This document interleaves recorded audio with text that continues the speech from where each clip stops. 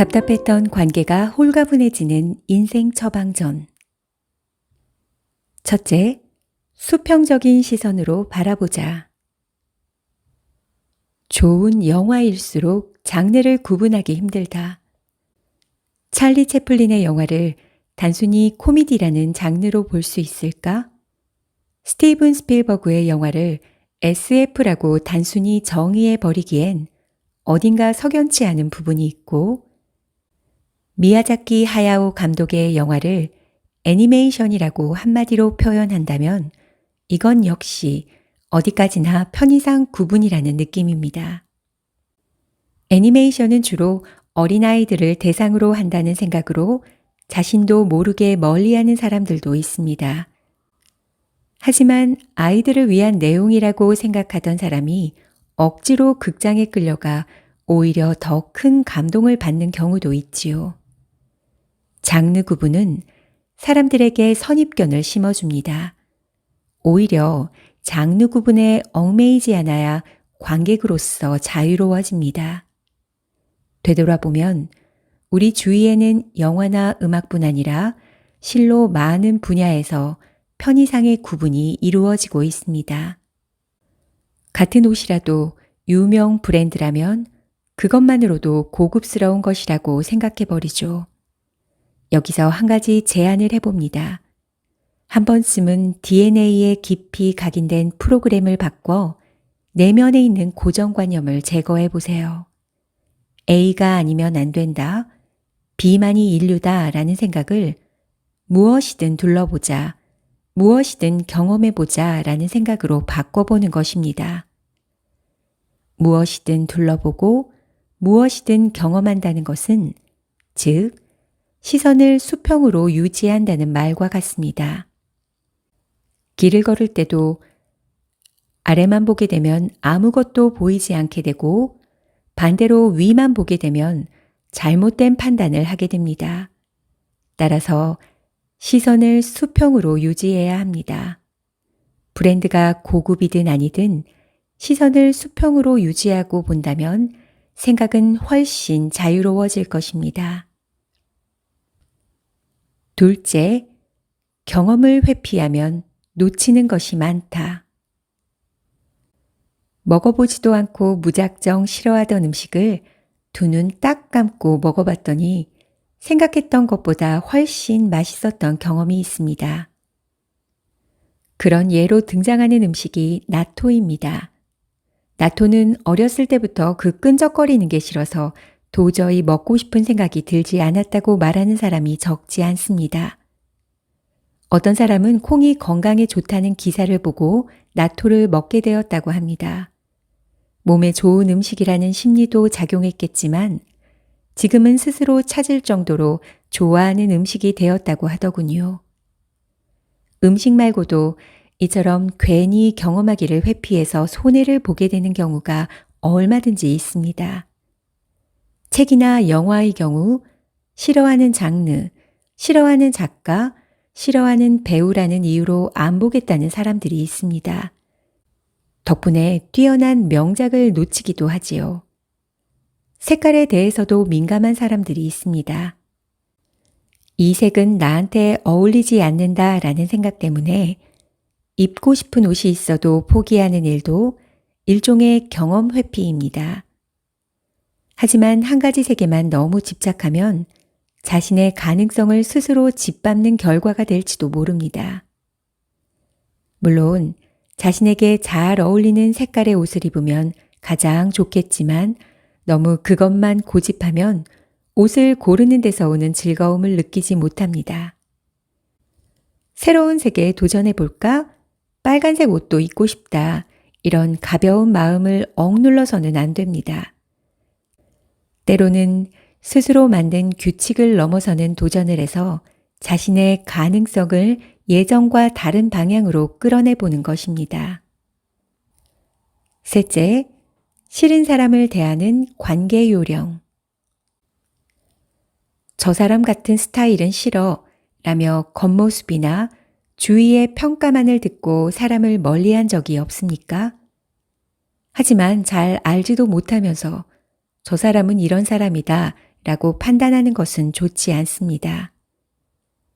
겉보기에는 접근하기 힘들 것 같은 직장 선배도 차근차근 얘기해 보면 유머 감각이 있는 재미있는 사람이거나 당신이 모르는 분야에 대해서 해박한 지식을 전해줄 사람일지도 모릅니다. 자신과 상반된 성격이기 때문에 멀리했던 사람이 당신에게 큰 도움을 줄 가능성도 있습니다.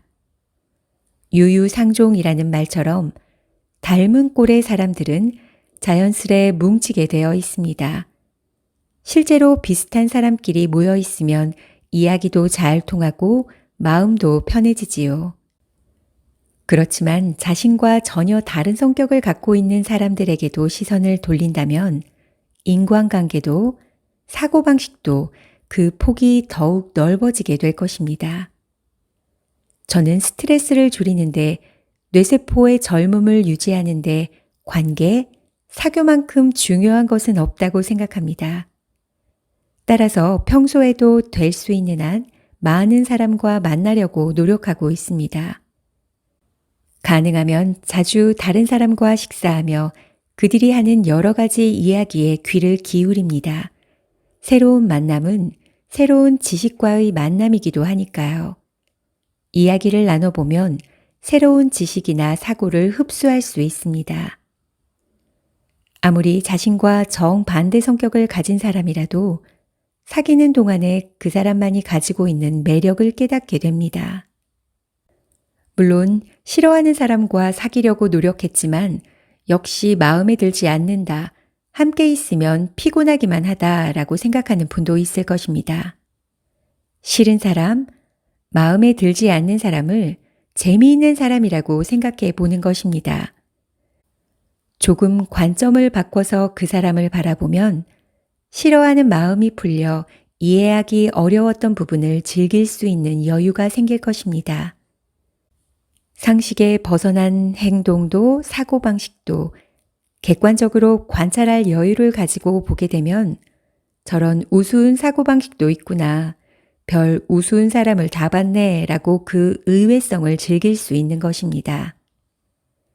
한쪽 면만 보고 싫다 싫어 라고 생각하면 스트레스만 쌓이고 상대와의 관계도 악화될 뿐 득이 될 만한 일은 아무것도 없습니다.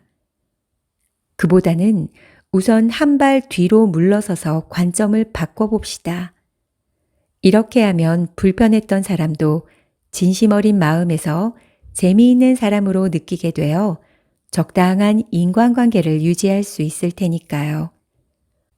넷째, 감사하는 마음은 사람들을 연결해 준다. 여러분은 칭찬을 들었을 때 어떤 대답을 하나요? 겸손하게 전 그렇게 대단하지도 훌륭하지도 않은 사람이에요 라는 식으로 대답하는 경우가 많습니다. 마음속으로는 기쁘면서도 우선 겸손한 태도를 보이는 것이지요. 이 고맙다는 말에서 우리는 칭찬과 마찬가지로 마음의 치료 효과를 기대할 수 있습니다. 고맙다라는 말에는 칭찬의 말처럼 불가사의한 힘이 숨어 있어서 이 말을 듣게 되면 순식간에 얼굴에 웃음이 번지고 긴장이 풀립니다. 상대가 고맙다는 감사의 기분을 표현하면 이쪽도 고맙다는 마음을 갖기 때문에 나와 상대의 거리가 훨씬 더 가까워진 듯한 기분이 들고요. 이것만으로도 감사하는 마음을 전달하는 행위의 효용을 잘 알 수 있을 것입니다. 그런데도 우리는 칭찬과 더불어 감사의 마음을 전하는 것에 그리 능숙하지 않습니다. 감사하는 마음은 가득해도 막상 말로 표현하려고 하면 쑥스러워져서 마음속으로만 품고 있는 경우가 많습니다. 표현하지 않았는데 이심전심으로 감사의 마음이 전달되었다고 할 수는 없습니다. 감사의 마음은 크게 표현하는 것이 좋습니다. 그럼으로써 인간관계가 편안해지기도 합니다. 소중한 사람에게 때로는 큰 목소리로 고맙다는 말을 전해보세요. 칭찬을 받으면 솔직하게 고맙다고 대답하세요. 감사의 마음을 순수하게 표현하는 당신을 함께 있으면 마음이 편안해지는 사람이라고 생각할 것입니다. 이처럼 함께 있으면 마음이 편해지는 사람이 된다는 것은 그리 어려운 일이 아닙니다. 사소한 말 한마디, 행동에 신경 쓰는 것만으로도 충분합니다. 이것을 한번 터득했다면 이젠 걱정할 것 없습니다. 모든 일에 당신의 부드러운 마음이 스며들 테니까요. 그리고 당신 주위에도 당신과 같은 동료들이 자연스레 모여들 것입니다.